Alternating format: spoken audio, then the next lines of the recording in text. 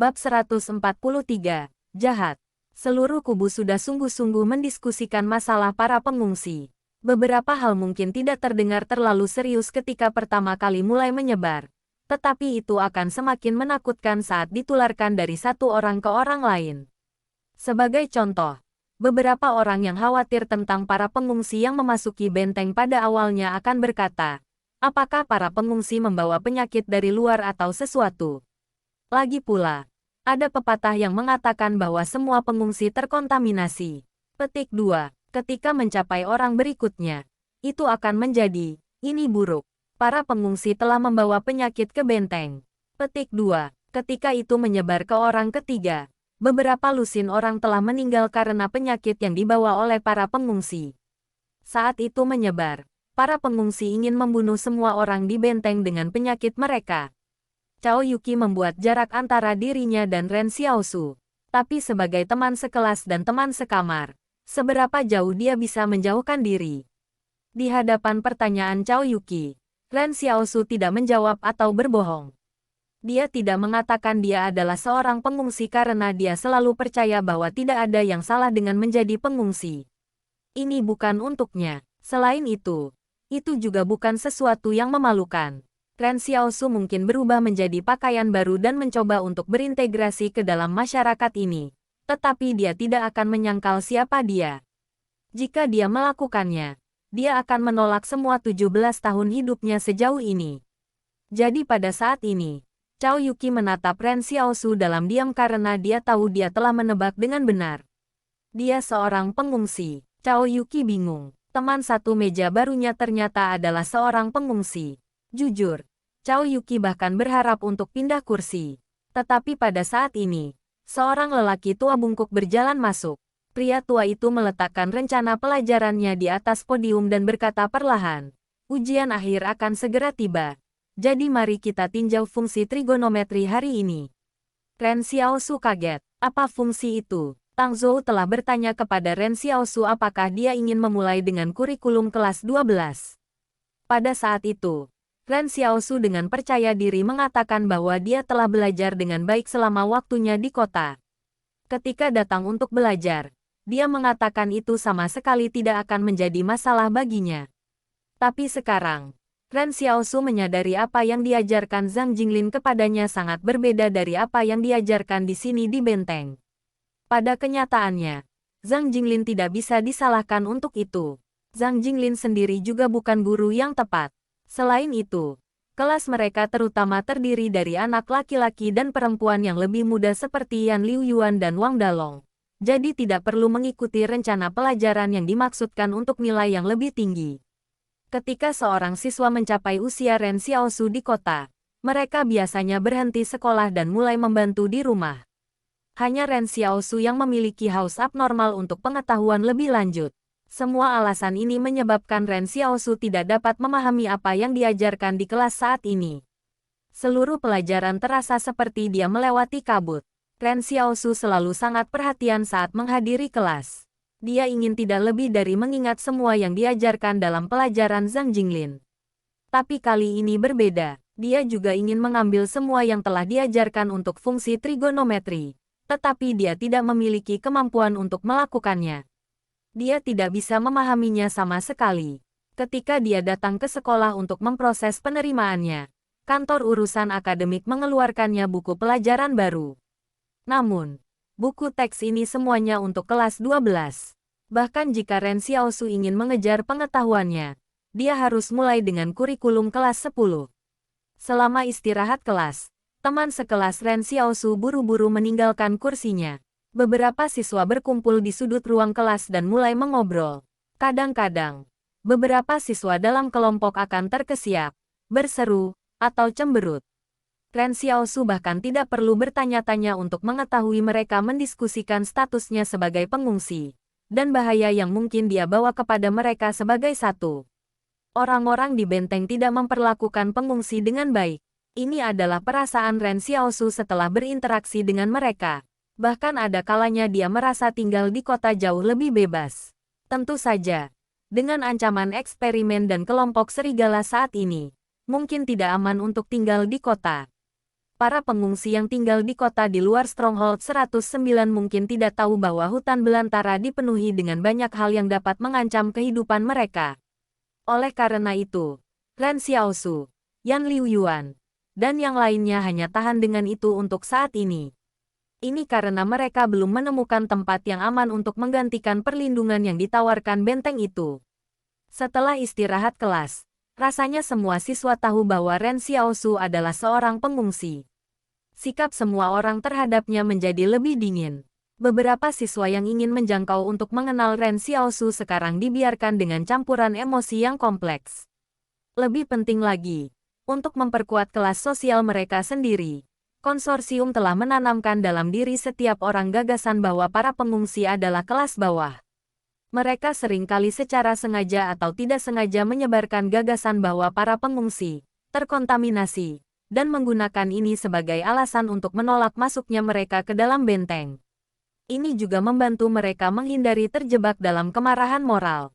Saya ingin para pengungsi datang ke benteng juga, tetapi mereka sudah terkontaminasi. Jika kita membiarkan mereka masuk, itu akan menjadi tanggung jawab kita untuk orang lain. Petik 2. Penduduk benteng terbiasa mendengar pernyataan serupa. Namun, Ren Xiaosu tidak terlalu peduli dengan itu. Meskipun dia ingin mengenal lebih banyak orang di sekolah, dia tidak akan memaksanya jika orang lain tidak mau berteman dengannya. Lagi pula, dia dan Yan Liuyuan hanya mengandalkan satu sama lain selama ini. Baginya tidak masalah apa pendapat orang lain tentang mereka. Setelah sekolah berakhir pada hari yang sama, Ren Xiaosu meraih ranselnya dan meninggalkan kelas. Bukannya dia ingin pulang, dia hanya tidak ingin melupakan Yang Xiaojin. Pada malam itu di pegunungan Jing, Ren Xiaosu jelas ingat betapa menakutkannya ketika dia melihat Yang Xiaojin mengambil senapan sniper dari udara yang tipis. Jika dia membiarkan Yang Xiaojin untuk selangkah lebih maju darinya dalam menemukan titik komando, dia mungkin akan mati. Menurut pendapat Ren Xiaosu, Yang Xiaojin sangat mungkin ingin membungkamnya. Ini karena Ren Xiaosu sangat yakin bahwa jika dia memberitahu Luolan bahwa Yang Xiaojin telah diterima di sekolah menengah ke-13, tidak hanya rencana Yang Xiaojin gagal, sesuatu juga akan terjadi pada orang yang membantunya dengan pendaftaran sekolahnya. Ren Xiaosu percaya konsorsium Qing masih memiliki pengaruh tersembunyi di dalam benteng ini. Jika mereka tahu tentang keberadaan Yang Xiaojin, Qing Zhen dan Luolan pasti tidak akan melewatkan kesempatan ini untuk memusnahkan ancaman. Ketika dia meninggalkan kelas, dia kebetulan melihat Yang Xiaojin keluar dari kelas di sebelah. Senyum muncul di wajah Yang Xiaojin di bawah topinya. Dia tidak membuat jalan keluar dari sekolah tetapi sebaliknya pergi ke arah yang berlawanan saat dia menuju ke lantai atas gedung sekolah. Atap menjadi sunyi dan terpencil setelah sekolah. Ren Xiaosu mengerutkan kening karena dia tidak yakin dengan apa yang direncanakan Xiaojin. Setelah sekolah, para siswa mulai keluar dari halaman. Karena baru jam 5 sore, banyak siswa yang tertinggal di sekolah untuk bermain basket atau sepak bola. Ren Xiaosu punya pikiran ketika melihat adegan ini. Dia bertanya-tanya bagaimana perasaan para pengungsi di luar jika mereka tahu orang-orang di benteng secara aktif mencari kesenangan dalam hidup mereka selama masa ketika para pengungsi berjuang untuk mengisi perut mereka. Oleh karena itu, dinding benteng tidak hanya menghentikan bahaya dari hutan belantara masuk, tetapi juga mencegah para pengungsi dari mengetahui apa yang sedang terjadi di dalam. Itu tidak membuat mereka sadar betapa nyamannya di dalam benteng. Tapi Ren Xiaosu berpikir ini tampak agak menyimpang. Rasanya seperti bencana baru-baru ini telah menyebabkan manusia untuk berpura-pura lebih damai dan sejahtera. Itu seperti bagaimana orang yang tertindas dan miskin yang menjadi kaya dalam semalam akan memilih untuk berbelanja secara royal dan menyia-nyiakan tanpa batas. Ini adalah semacam pertentangan psikologis yang perlu dipenuhi. Bab 144. Rahasia masing-masing. Di tengah kerumunan mereka yang keluar dari sekolah, sosok Ren Xiaosu dan Yang Xiaojin yang berlawanan arah dengan atap berdiri tegak. Tapi karena semua orang terburu-buru meninggalkan sekolah, tidak ada yang memperhatikannya. Ketika Ren Xiaosu mengikuti Yang Xiaojin, dia menyadari bahwa dia memiliki sosok yang hebat, dan dia juga tinggi. Yang Xiaojin meliriknya ketika dia berbelok di tangga. Ren Xiaosu segera membuang muka.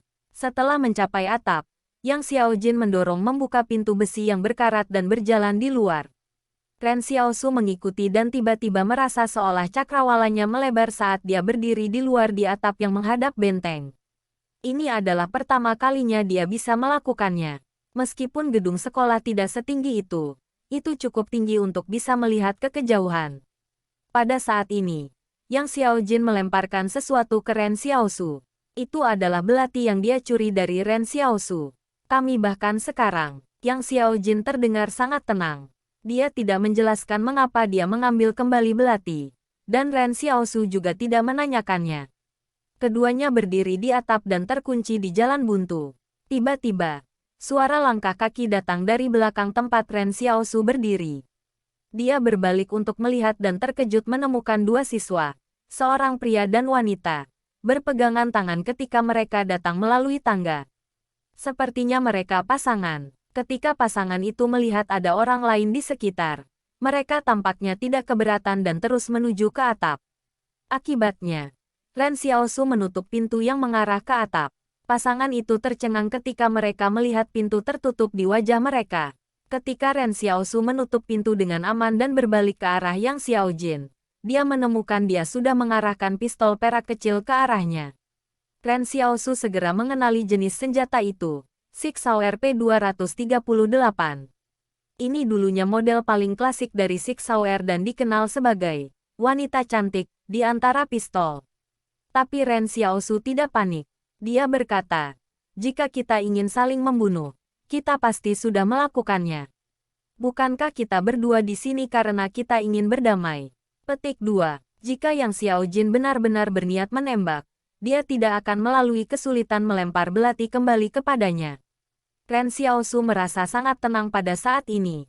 Yang Xiaojin meletakkan senjatanya lagi dan berkata, bagaimana Anda bisa melarikan diri dari perimeter pertahanan konsorsium King? Aku terus berlari sepanjang jalan. Ren Xiaosu bermain bodoh. Apa yang terjadi di pegunungan Jing setelah kami pergi? Yang Xiaojin bertanya. Percobaan yang tak terhitung jumlahnya keluar dengan cepat. Dan bahkan ada makhluk mengerikan yang muncul dari kawah gunung berapi. Ren Xiaosu secara singkat menyebutkan, banyak insiden mengejutkan terjadi.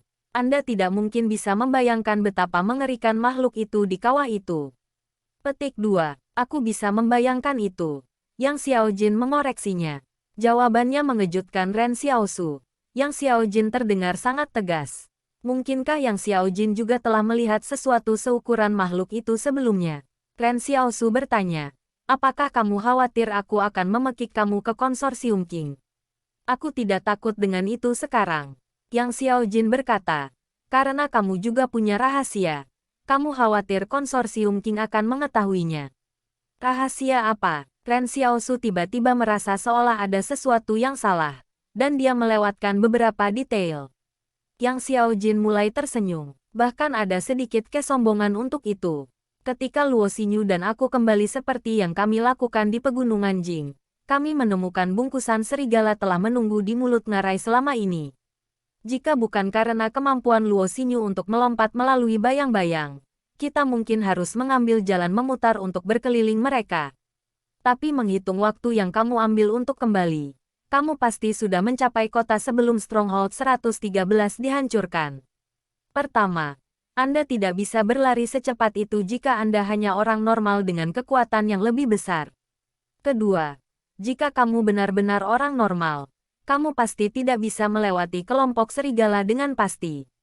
Petik 2. Ren Xiaosu tegang. Yang Xiaojin melanjutkan. Karena itu, kamu juga makhluk supernatural. Hanya saja kamu menyimpan kekuatanmu lebih tersembunyi daripada Luo Xinyu dan aku.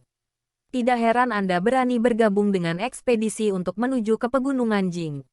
Itu karena kamu punya kartu truf tersembunyi. Petik 2. Aku tidak bertemu serigala dalam perjalanan pulang. Ren Xiaosu berkata dengan tenang.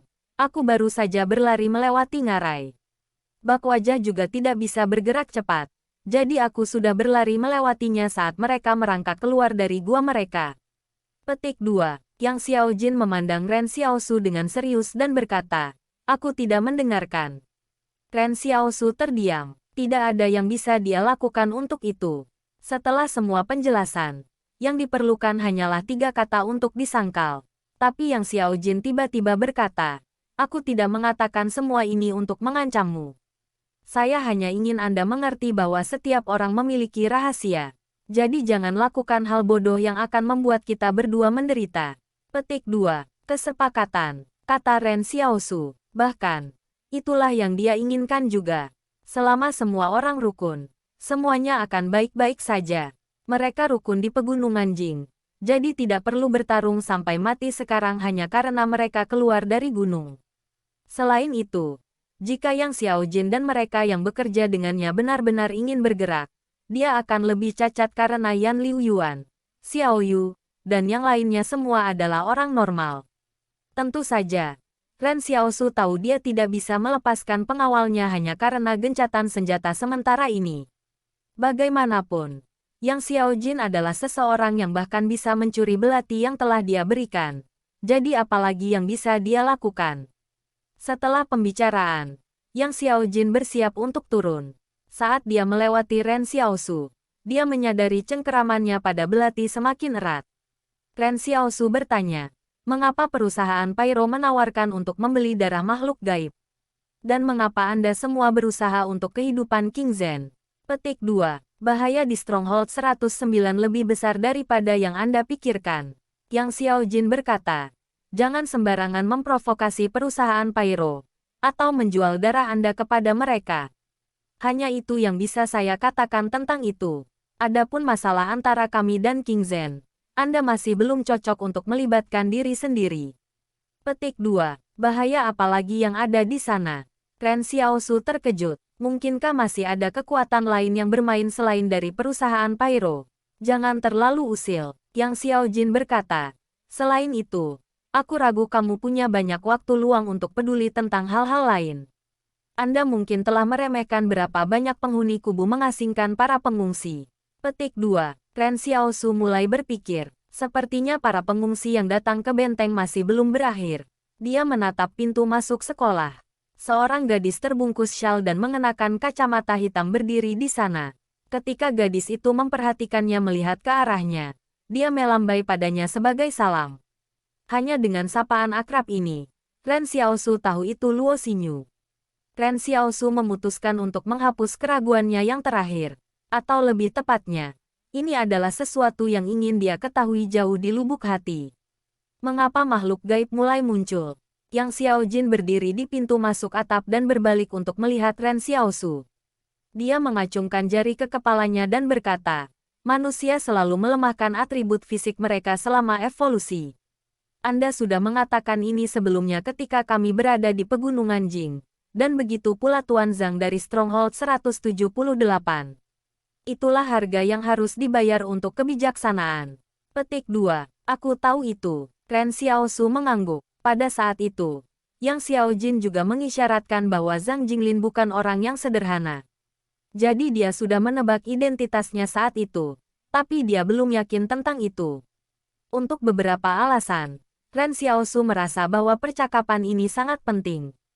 Gadis itu tampaknya menggunakan apa yang sudah dia ketahui untuk membantunya mengungkap kebenaran dunia ini.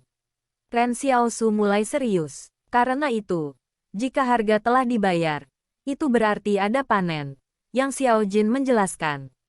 Ren Xiaosu sedikit terkejut. Apa maksudmu? Yang Xiao Jin tertawa. Dia mendorong topinya lebih jauh dan berkata, ketika bencana datang, kekuatan mental menjadi kaliber tertinggi senjata yang dimiliki manusia dalam menghadapi bahaya.